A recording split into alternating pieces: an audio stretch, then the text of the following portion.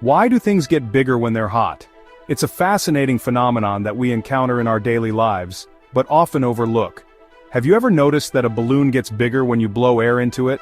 The balloon expands because the air molecules inside it are pushing outward. The more air you add, the more space the balloon takes up. This is a simple example of expansion, where the volume increases as more air is added. Well, something similar happens when you heat things up. When objects are heated, their particles start to move more energetically, but instead of air, it's all about tiny particles moving faster. These particles spread out, causing the object to expand. When we talk about heat making things expand, we mean they take up more space. Imagine a metal ruler. As it heats up, the particles inside it move faster and push each other apart.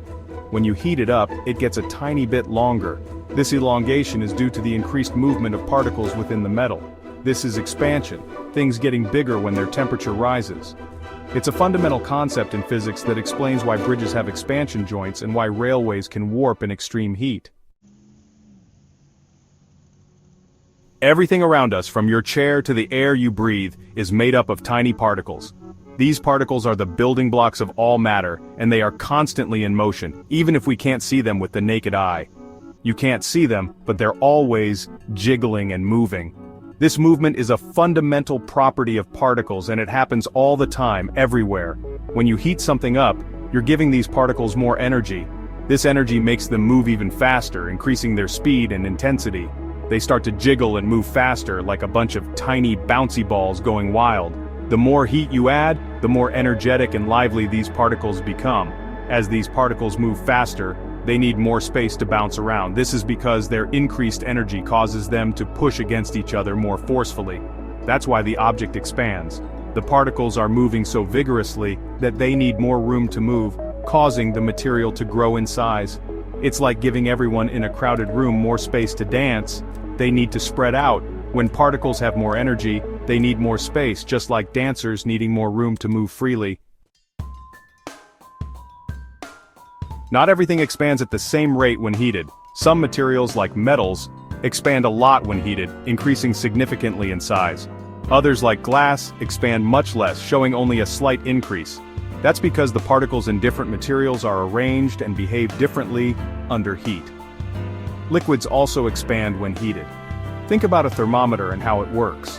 The liquid inside expands as the temperature rises, moving up the tube to show a higher temperature reading. Just like heat makes things expand, when you heat up a material, the particles inside it start to move faster. This increased movement causes the material to take up more space, leading to expansion. Conversely, cold makes them contract, or get smaller. When the temperature drops, the particles slow down and move closer together. When you cool something down, you're taking energy away from those tiny particles. This loss of energy means the particles don't move as much, causing the material to contract. They slow down and move closer together, making the object shrink slightly. This is why you might see a balloon deflate a bit when it's exposed to cold air. This principle of expansion and contraction is used by engineers in many ways. They have to consider how materials will behave in different temperatures to ensure structures remain safe and functional. For example, bridges are designed with gaps to allow for expansion and contraction in different weather conditions. These gaps prevent the bridge from cracking or becoming damaged as it expands and contracts. And did you know that the Eiffel Tower in Paris can grow taller by up to 15 centimeters on a hot day because of the expansion of the metal?